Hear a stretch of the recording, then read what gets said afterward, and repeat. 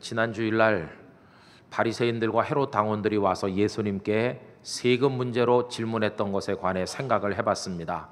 로마 황제 가이사에게 세금을 바치는 게 옳은지 그른지 아마도 그들은 예수님이 꼼짝 못하시고 걸려들 걸로 생각을 했을 것입니다. 그러나 예수님께서는 데나리온 하나를 가져오게 하시고 거기 새겨진 형상이 황제의 형상인 것을 확인시키시면서 유명한 대답을 하셨습니다. 뭐라고 하셨습니까? 가이사의 것은 가이사에게, 하나님의 것은 하나님께 바치라. 이 말씀의 진정한 뜻은 만물과 모든 사람의 참 주인은 하나님이시고 이 데나리온에 찍혀진 형상이 황제의 것이므로 황제에게 바치는 원리라면 삼라만상에 하나님의 신성과 솜씨가 배어 있고 사람들이 하나님의 형상으로 지음받았으므로 너희들이 존경하고 어렵게 생각하는 그 로마 황제를 포함해 로마 제국과 모든 이 땅의 것들이 다 하나님의 것이라는 사실을 예수님 선포하셨습니다. 그들은 예수님을 꼼짝 못하게 하려고 왔지만 예수님의 대답은 사람의 지혜와 능력을 훨씬 초월해 계신 분이셨고 우리 주님은 위대한 분이심이 다시 한번 드러나게 됐습니다. 여러분, 그 위대한 주님을 우리가 주님이라고 부르며 우린 주님의 사람으로 살아가는 영광과 복을 얻은 것입니다. 이 놀라운 은혜를 주신 하나님께 우리 마음을 다해 감사하고 찬송해야 될 줄로 믿습니다. 이 바리새인들과 헤롯 당원들이 예수님을 올가매려는 시도가 실패로 돌아간 이후에 이번엔 마치 기다렸다는 듯이 사두개인들이 몰려와서 예수님께 질문을 하였습니다. 근데 예수님께 질문하기 전에 그들은 이야기 하나를 먼저 했습니다. 그 이야기의 내용은 황당무계하기 이를 데 없는 내용이었습니다. 어떤 가정에 7 아들이 있었는데 그 중에 맏아들이 여자와 결혼을 해서 가정을 이루었습니다. 그런데 얼마 살지 못하고 상속자를 낳기도 전에 세상을 떠났다는 것입니다. 그러자 이번에는 그 시동생이 형수와 결혼을 했는데 역시 아들이 없이 또 죽었고 그 밑에 형제들이 7명 전체가 그 여인과 결혼했는데 결국은 다 후손이 없이 죽었고 마지막에 그 여자도 죽었다 하는 게 그들이 했던 이야기였습니다. 여러분, 어떻게 시동생이 형수랑 결혼을 할 수 있느냐? 우리로서는 이해가 되지 않는 일이지만 근동 지방에는 그런 일들이 종종 있었고 또 모세도 신명기 25장에서 그렇게 하라고 가르친 적이 있습니다. 여러분, 신명기 25장 5절과 6절에 다음과 같이 되어 있는데요.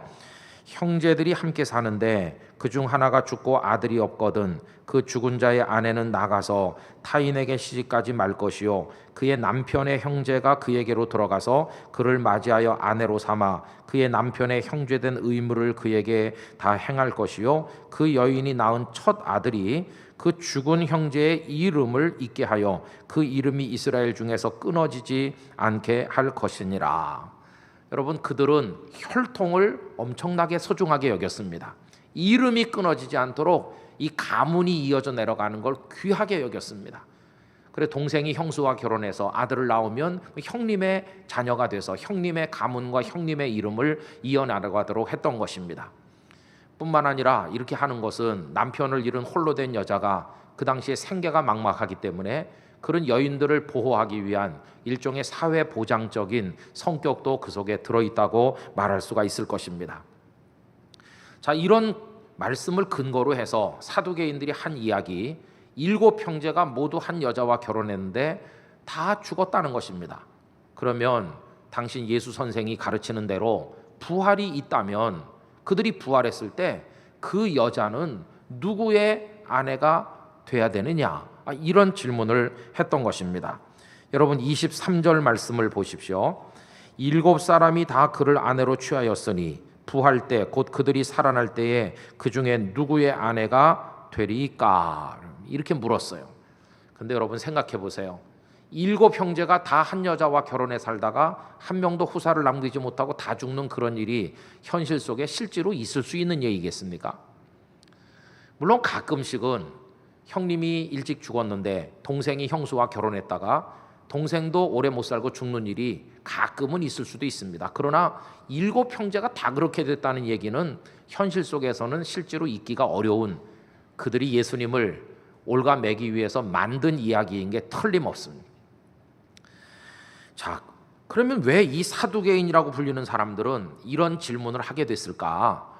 여러분, 그걸 알기 위해서 사두개인이 어떤 사람들인지를 좀 이해할 필요가 있습니다. 정확한 것은 아니지만 대략적으로 생각하는 것은 이 사두개인은 주전 한 2세기경 하스모니안 왕가 시대 때 그 왕과와 연결돼서 등장한 사람들로 여겨지고 있습니다. 역사를 조금 얘기해야 되겠죠. 우리가 구약 성경을 읽어보면 이스라엘 백성들은 북왕국과 남왕국으로 분열돼서 살다가 북왕국은 아수르에게 멸망했습니다. 그리고 남왕국이 약 150년 가까이 더 버티다가 바벨론의 느부갓네살 왕에게 멸망해서 죽는 자는 죽고 포로로 끌려가고 그러지 않았습니까? 그러다 구약에 나오는 얘기죠. 그런데 그렇게 막강하던 바벨론 제국이 이번에는 메디아와 페르시아의 연합군에게 멸망을 했고 그 지역의 패권은 페르시아의 손에 들어갔습니다. 성경은 바사라고 기록하고 있죠. 그러자 이 하나님의 백성들은 이번엔 페르시아의 지배를 받게 됩니다. 그런데 여러분, 우리가 일반 역사에서도 보는 대로 이 지역의 패권이 결국 누구 손에 들어갔느냐 하면 헬라 제국의 영웅인 알렉산더 대왕의 손에 다 넘어갔습니다. 알렉산더는 약관의 나이에 왕이 됐지만 오늘날의 터키 지역을 다 넘어서 이 성지가 있는 그 이스라엘 주변과 심지어는 인도에까지 진출했을 정도로 엄청난 영토를 제패한 대왕이었습니다. 그러나 그런 영웅도 자식을 남기지 못하고 나이 30쯤 됐을 때 급사하게 됩니다. 알렉산더가 죽고 나니까 이 거대한 영토가 그 수하 장군 4사람에 의해서 분할돼서 4개의 나라가 생겨나게 됐습니다. 그 중에서 요 하나님의 백성들에게 영향을 미쳤던 것은 이집트를 중심으로 하는 프톨레미 왕조였고요. 또 하나는 오늘날의 시리아의 다마스커스, 성경에는 다메섹이라고 나오는 그곳에 중심을 둔 셀류커스 왕조였습니다. 이 두 나라에 의해서 가운데 끼어 있는 그 하나님의 백성들이 고통을 받았어요. 근데 그 중에서도 정말 힘들게 만들었던 것은 그 다마스커스를 중심으로 한 셀류커스 왕조였습니다. 여러분, 이들은 유대인들이 가장 가증하게 여기는 돼지를 잡아서 그걸 하나님 앞에 제사하게 했고 그걸 막 먹으라고 그랬습니다. 여러분, 유대인들은 돼지를 가장 더러운 동물로 가증하게 여기거든요. 우리는 뭐 돼지국밥, 돼지수육 없어서 먹지만 그 사람들은 우리하고 달랐어요. 그럼 그들을 종교적으로 막 모독하고 사람들을 죽이고 학대했어요.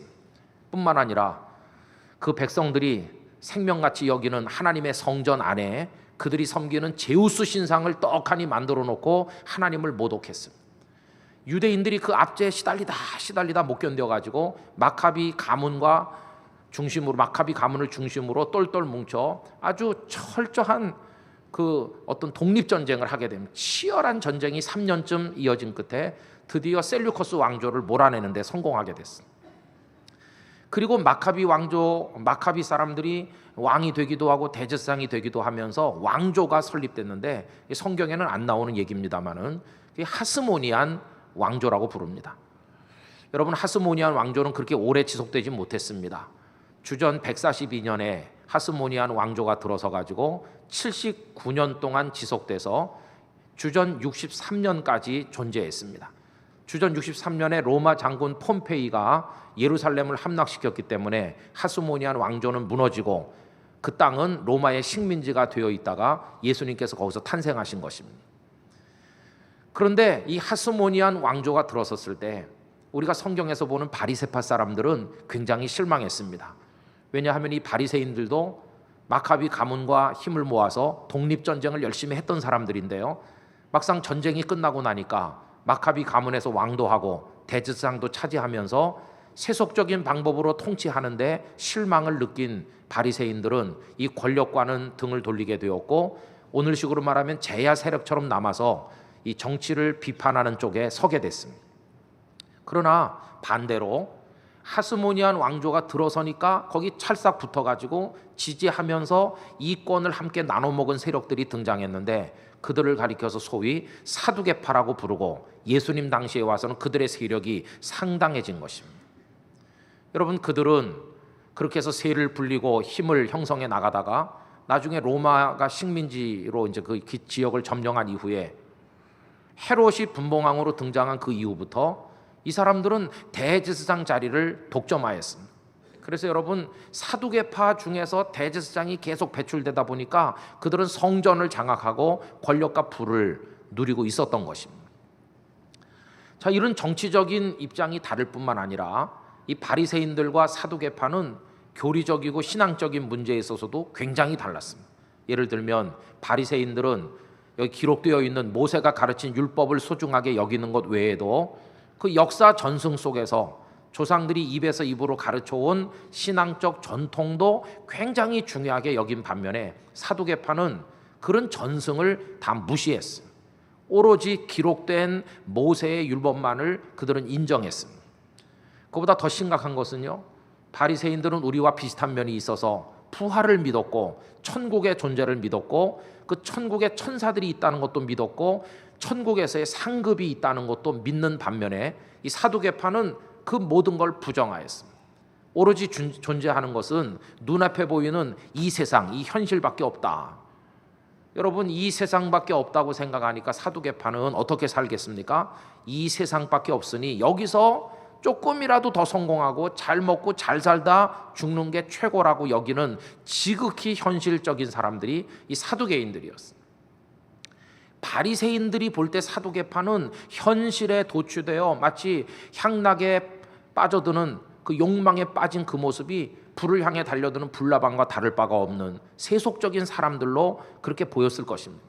반면에 사두개파의 눈에 비친 바리새인들은 종교적 광신자라고 보였을 것이고 현실을 무시하는 이상한 사람들로 여겨지게 되었을 것입니다. 자, 어쨌든 이 바리새파와 사두개파가 이렇게 상극인데 예수님을 제거하려고 하는 데는 의기투합했습니다. 그래서 바리새인들과 헤롯 당이 세금 문제를 가지고 예수님께 왔다 간 다음에 오늘 본문에서는 사두개파가 몰려와서 예수님께 그 이상한 질문, 그 여자가 누구의 아내가 되어야 되느냐, 이런 질문을 하기에 이른 것이었습니다. 자, 그럼 여러분 이제 이 질문으로 돌아와 봅시다. 지난번 세금의 문제에 대해서도 예수님은 그들이 상상 못할 놀라운 대답을 하심으로 그들을 꼼짝 못하게 만드셨지 않습니까? 그럼 오늘 이 사두개파 사람들의 질문에 대해서 예수님은 어떻게 대답을 하고 계십니까? 여러분, 이 질문과 관련해서 논점이 두 가지입니다. 첫째는요, 부활이 있는 것인가 하는 게 논점이고요. 두 번째 논점은 부활해서 살게 될 천국이라고 부르는 그 나라는 어떤 나라인가, 그것이 두 번째 논점인 것이. 여러분, 그 첫 번째 부활이 있는가 하는 데 대해서 예수님은 어떤 방법으로 그들에게 대답을 하셨습니까?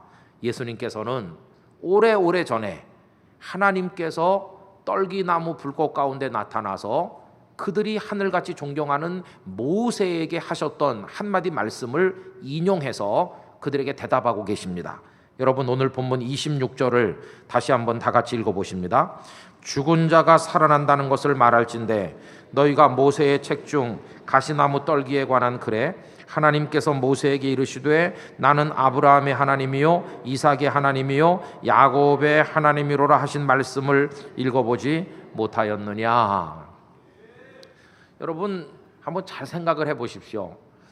출애굽기 3장에 보면 하나님께서 모세를 부르십니다. 그때 모세가 미디안 광야에 있고 나이가 80살이거든요.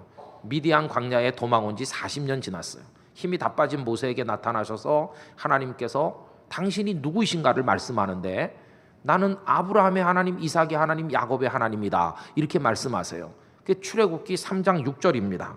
또 이르시되 나는 내 조상의 하나님이니 아브라함의 하나님, 이삭의 하나님, 야곱의 하나님이라. 이걸 지금 예수님께서 인용하셔서 말씀하는 겁니다. 여기서 이제 우리가 주목해야 될 것이 뭐냐 하면, 왜 하나님께서는 당신을 얘기할 때 나는 하나님이야, 너희 조상들의 하나님이야, 그냥 이렇게 끝내지 않으시고 아브라함의 하나님, 이삭의 하나님, 야곱의 하나님이라고 하면서 그들 조상의 이름을 거명하셨을까 하는 것입니다. 근데 여러분, 하나님께서 떨기나무 불꽃 가운데 나타나셔서 모세에게 이 말씀을 하실 때를 기준으로 생각해 보면 이 아브라함, 이삭, 야곱이 세상을 떠난 지가 벌써 수백 년이 지난 다음이거든요. 우리가 그 야곱을 기준으로 생각해 봅시다. 나는 야곱의 하나님이라고 말씀할 때, 모세에게 말씀하실 때 야곱이 죽은 지 몇 년 지난 후인지 아십니까? 413년이 지난 후였어요. 그걸 어떻게 알 수 있을까? 한번 따져봅시다. 여러분, 야곱에겐 12아들이 있었고 11번째 아들 요셉을 끔찍이 사랑했는데 요셉이 짐승에게 잡혀 죽은 줄 알고 있었죠. 그런데 어느 날 그 아들이 죽은 게 아니라 거대 제국 애굽의 총리가 돼 있다는 걸 알게 됐을 때 얼마나 놀랐을까요? 그리고 흉년을 피해서 이제 야곱이 가족들 다 손자 손녀 다 데리고 애굽으로 완전히 이주를 하지 않습니까?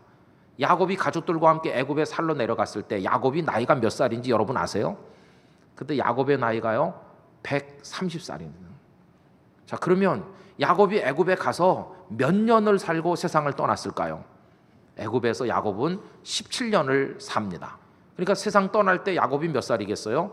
147세라는 걸 알 수 있어요. 자, 그런데 성경에 보면 모세가 노예로 살던 백성들을 다 데리고 출애굽에서 나올 때 몇 년 만에 애굽에서 나온다고 되어 있냐 하면 430년 만에 나온다, 그렇게 기록되어 있어요. 그러면 이 야곱이 가족들 다 데리고 총리가 된 아들이 있는 애굽을 향해 내려갈 때가 그가 130살인데 그때로부터 430년이 지나가지고 모세가 백성들을 데리고 가나안 땅을 향해 나온 거 아닙니까?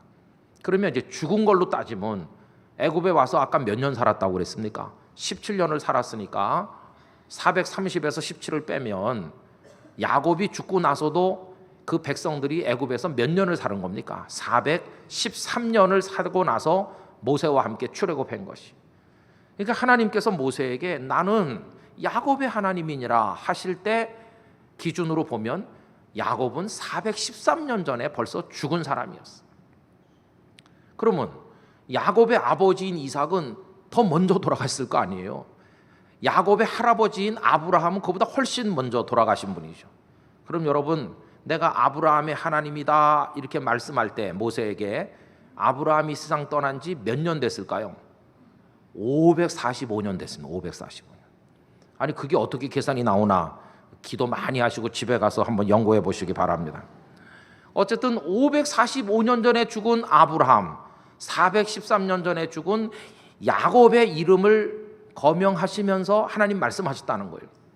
그리고 이게 왜 중요한지를 한번 따져봅시다. 여러분, 하나님은 왜 수백 년 전에 죽은 아브라함, 이삭, 야곱의 이름을 말씀하시면서 얘기했을까요? 그것은 그들이 죽어서 다 무로 돌아가 그 존재가 없어진 게 아니라 여전히 그들이 존재하여 살아있기 때문에 그렇게 말씀을 하셨다는 겁니다. 이 얼마나 놀라운 얘기입니까? 여러분, 오늘 본문 27절을 가서 다 같이 읽어보실 거예요. 27절, 하나님은 죽은 자의 하나님이 아니요 산 자의 하나님이시라 너희가 크게 오해하였도다 하시니라. 하나님이 어떤 하나님이시라고요? 죽은 자의 하나님이 아니시고 살아있는 자의 하나님이십니다. 그러면 나는 아브라함의 하나님이다, 이삭과 야곱의 하나님이다 하신다는 건 아브라함과 이삭과 야곱이 죽어서 다 없어졌다면 죽은 자의 하나님이 아니신 그분이 그렇게 말씀할 리가 없는데, 내가 아브라함의 하나님이다 하신다는 건 아브라함이 살아있단 말입니까? 없어졌다는 말입니까? 살아있다는 뜻이에요. 참 놀라운 얘기 아닙니까?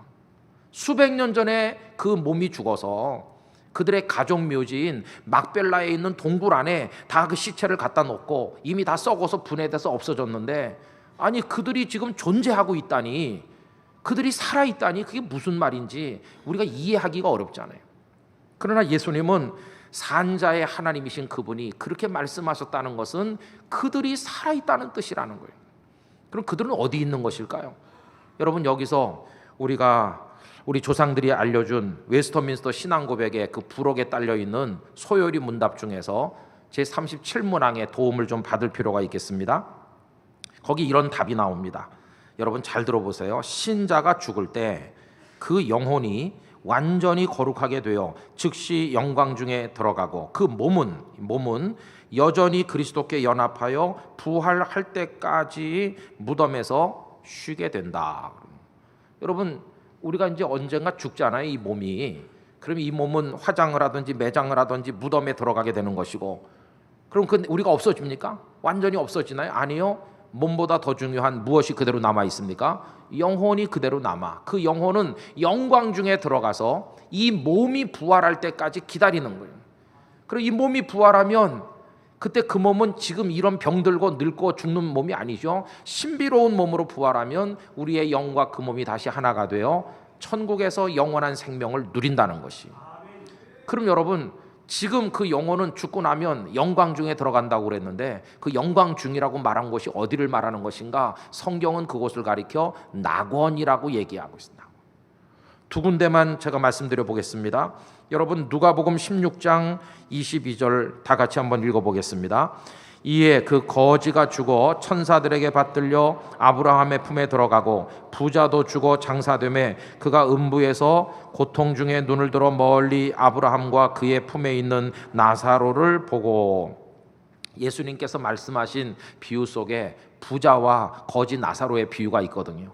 여러분, 부자든 가난하든 죽기는 매일반이죠. 다 죽었어요. 그리고 부자는 어디 갔냐면 저 음부에 떨어졌대요. 음부. 그 다음에 이 거지인 나사로는 비록 가난하게 살았지만은 아브라함의 품에 안겼다. 아브라함의 품이 낙원을 말하는 것이거든요. 아브라함도 가 있는 바로 거기 들어가게 됐어요. 벌써 예수님은 이 말씀을 통해서 사람이 죽으면 소멸돼서 무로 돌아가 없어지는 게 아니라 그 영혼이 그대로 남아 하나님 나라 그 아브라함의 품이라고 표현된 낙원에 가는 자도 있고 음부에 떨어지는 자도 있다고 말씀하시지 않았어요. 또 한 구절을 찾아보면 예수님 십자가에 달리셨을 때 그 옆에 강도가 한 사람 매달려서 예수님께 자신을 부탁하지 않았습니까? 그때 그 강도에게 하신 말씀, 누가복음 23장 43절 다 같이 읽으실까요? 예수께서 이르시되 내가 진실로 네게 이르노니 오늘 네가 나와 함께 낙원에 있으리라 하시니라. 여러분, 이제 이 사람이 조금 있으면 피 흘려서 십자가에서 죽을 거 아닙니까? 죽어서 없어지는 게 아니라 어디로 간다고요? 낙원에 있을 거라. 그 낙원에서 기다리면서 이 몸이 부활될 때까지. 그러니까 지금 사두개인들은 죽으면 그걸로 땡이다. 무슨 뭐 이 세상 그 다음 세상이 이제 그런 거 없다. 그냥 이 세상에서 잘 먹고 잘 사는 게 최고야. 이렇게 생각하는데 예수님은 죽음 이후에 아브라함의 품이라고 말씀된 낙원도 있고 저 멸망의 음부도 있을 뿐만 아니라 부활의 날이 기다리고 있다는 걸 하나님께서 모세에게 하신 말씀을 인용하셔서 말씀하심으로써 그 사두개인들을 반박하신 걸 확인하게 된다는 것입니다. 자, 그 다음에 이 문제와 관련한 두 번째 논점이 뭐였습니까? 그래서 우리가 부활해서 영생을 누리게 될 그 천국이라고 부르는 그 나라는 그럼 어떤 곳인가? 이게 두 번째 논점 아니에요? 여러분, 이와 관련해서 예수님은 이 사두개인들의 어리석음을 책망하고 계십니다. 24절 25절을 다 같이 읽어보겠습니다. 예수께서 이르시되 너희가 성경도 하나님의 능력도 알지 못함으로 오해함이 아니냐. 사람이 죽은 자 가운데서 살아날 때에는 장가도 아니 가고 시집도 아니 가고 하늘에 있는 천사들과 같으니라. 아멘. 사두개인들은요, 이 세상에서 장가가고 시집가고 살았으니까 비록 자기들이 천국을 믿진 않지만 예수님을 지금 올가매려고 질문을 하면서도 당신이 말하는 천국에서도 시집가고 장가갈 게 아니냐. 그러면 아까 그 여자가 7 형제와 다 결혼했었는데 누구의 아내가 되는 거냐. 지금 이런 이상한 질문을 한 거 아닙니까?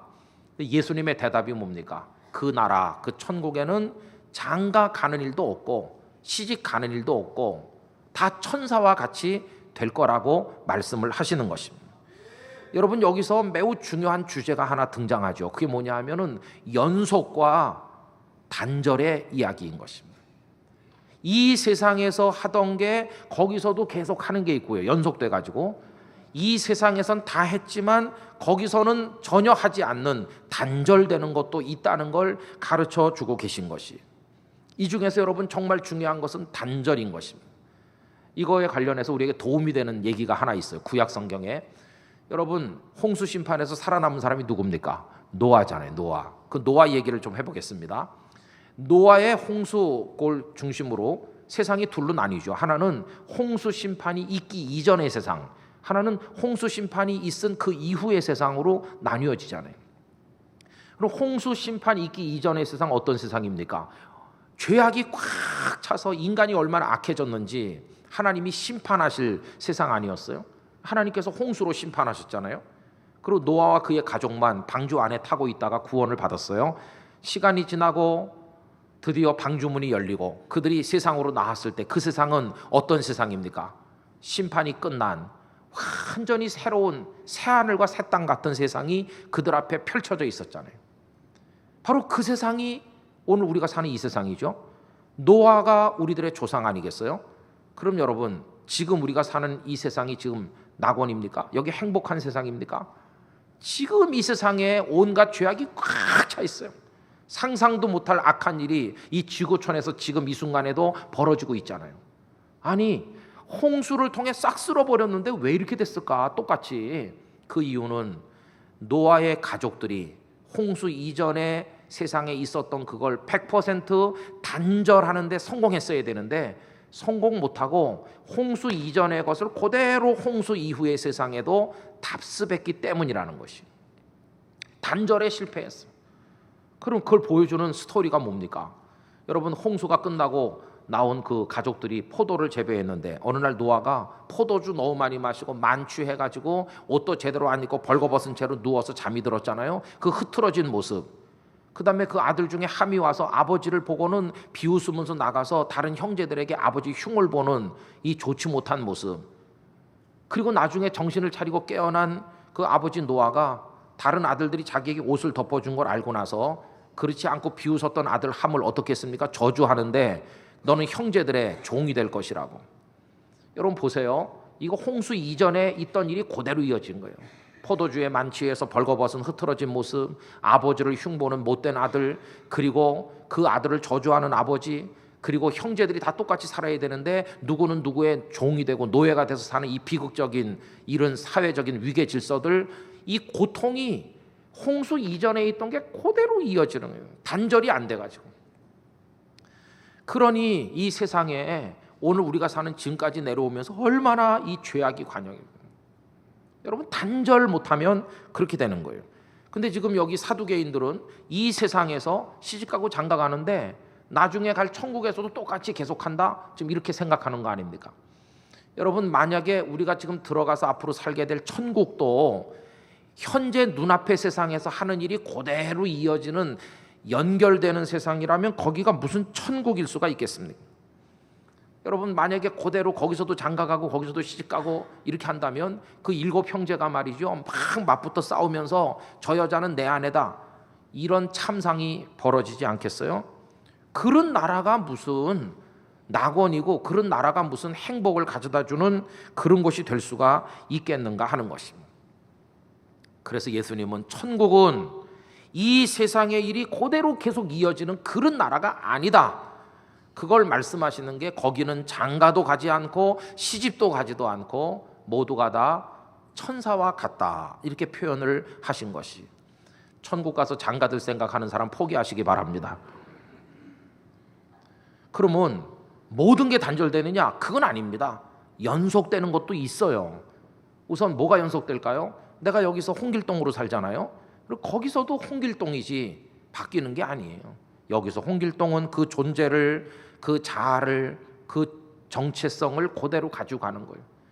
그래서 여기서 죄 가운데 살던 사람 거기 가서 징벌을 받고, 여기서 하나님을 사랑하고 믿음을 지킨 사람 거기서 면류관을 쓰니까 그대로 그 정체성이 연속되잖아요. 우리가 다 서로 알아볼 수 있을 것입니다, 그 천국에서도. 그러나 단절되는 게 있으니까 거기선 가족관계가 되거나 시집가고 장가가거나 무슨 이해관계를 따라서 집단을 형성하고 여기서처럼 아웅다웅하고 그런 일은 다 사라지게 될 거라고 말씀을 하시는 것이. 그러면서 너희가 성경도 모르고 하나님의 능력도 모르기 때문에 오해한 나머지 이 지상의 일이 거기서도 그대로 계속되겠거니 이렇게 생각하기 때문에 그런 말도 안 되는 질문을 하는 것이라고 예수님께서 책망을 하신 것입니다.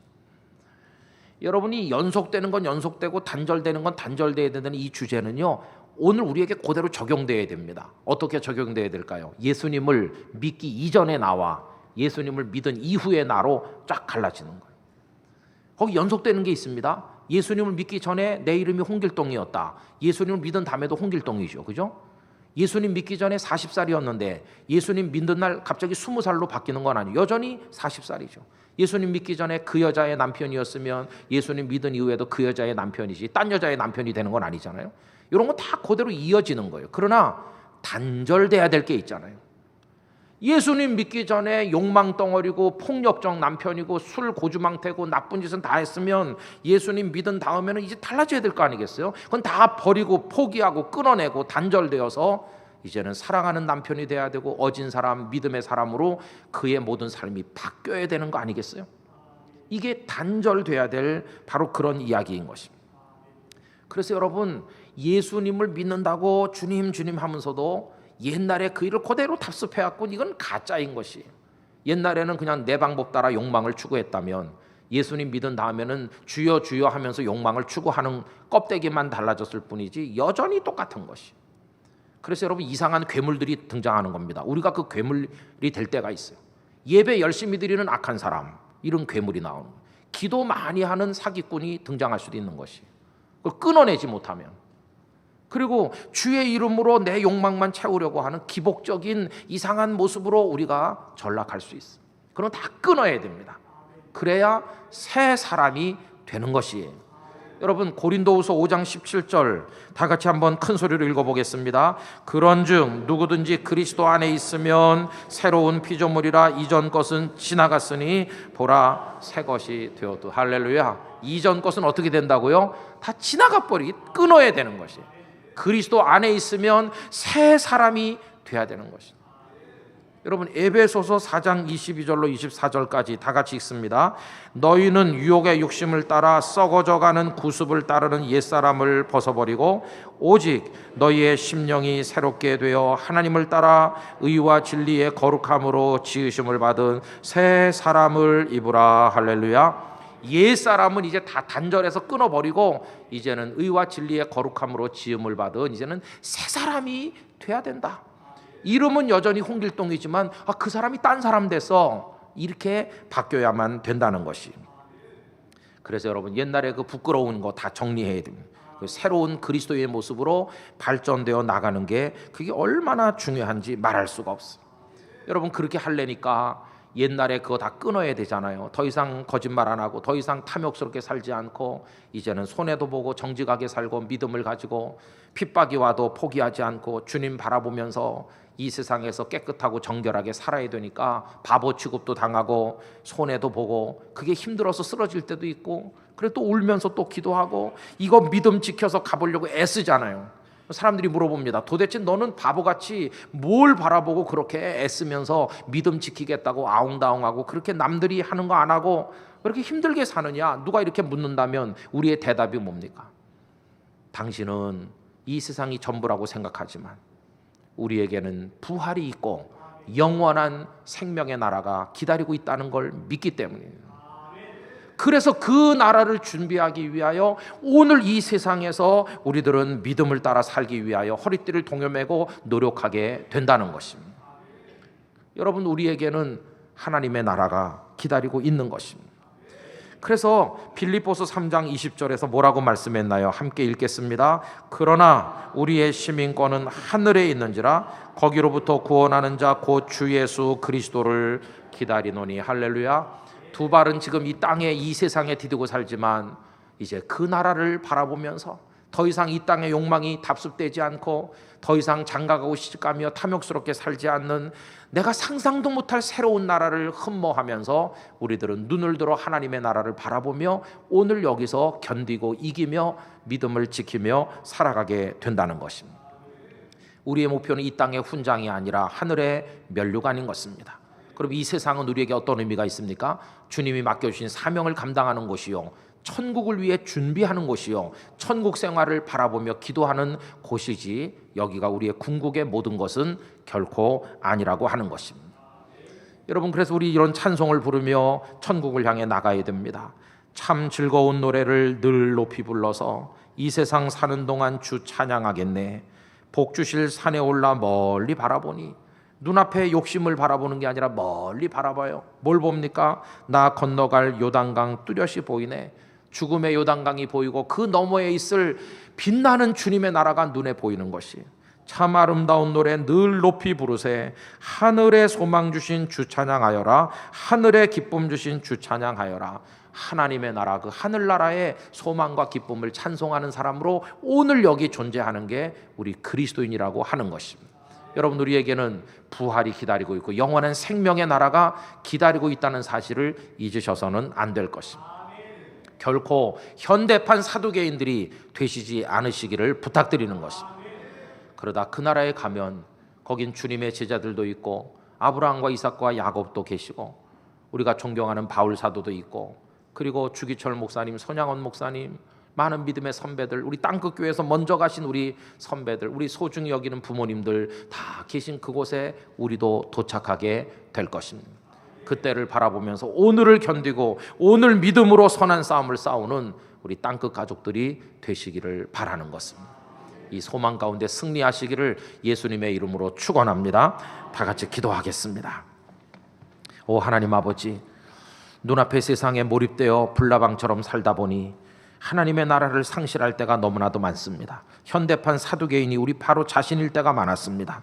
저희를 용서해 주시고 이제는 믿음을 지켜 눈을 들어 주님의 나라를 바라보게 하여 주시옵소서. 다 같이 한 목소리로 기도하겠습니다. 오 사랑이 많으신 하나님 아버지, 부활의 문제를 가지고 사두개인들이 예수님께 와서 질문을 하였을 때 예수님께서 그들에게 대답하셨습니다.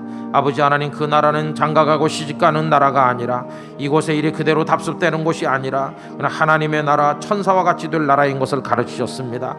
아버지 하나님, 우리에게는 부활과 영원한 생명의 나라가 기다리고 있으니 오늘 현실의 욕망에 빠져 허우적대지 말게 도와주시고 하나님의 나라를 위하여 오늘 눈을 들어 믿음을 지키며 건강한 하나님의 사람으로 살아갈 수 있도록 저희들을 붙들어 주시옵소서.